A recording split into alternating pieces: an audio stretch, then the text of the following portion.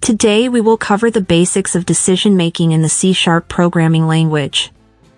The if-else statement in C# is used to execute a block of code if a specified condition is true, and another block of code if the condition is false. Here's a basic structure of an if statement in C#.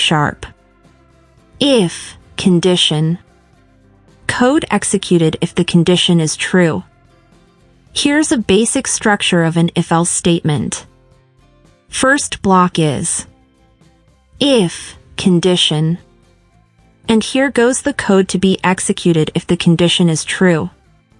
Second block is else. And here goes code to be executed if the condition is false. Third one is if else statement. If condition 1. Code executed if condition 1 is true. Else if condition 2. Code executed if condition 1 is false and condition 2 is true. Else. Code executed if both condition 1 and condition 2 are false.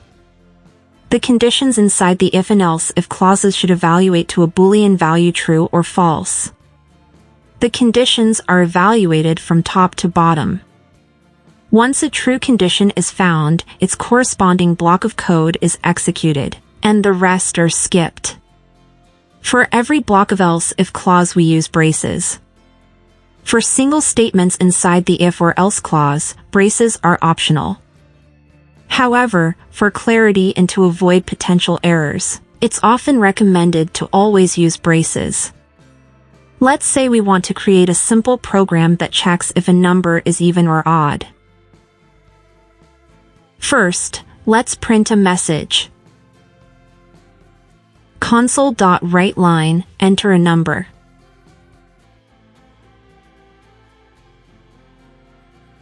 Now I will create a variable named number.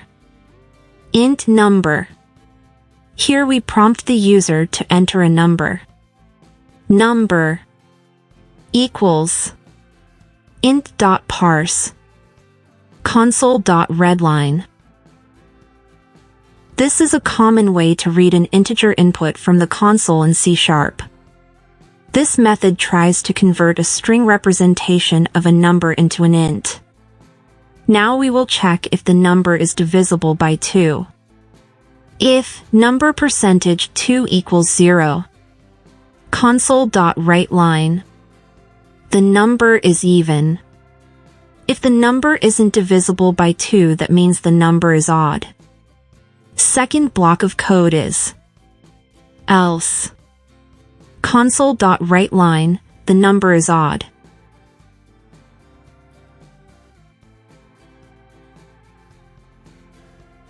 In the end, I will add console.readline again to prevent the console from closing immediately after pressing enter. Now I will launch the program. The program requests us to input a number. I will enter the number 10 and press enter. As you can see, the program determined it's an even number. Credit for this decision goes to the if part. If I now run the program again and enter the number 5, the program will determine it's an odd number based on the else block. To practice conditional branching, try to test your knowledge by taking a number as input and determining if the number is positive, negative, or 0. Like the video and share it with your friends. Subscribe for more C# tutorials coming soon.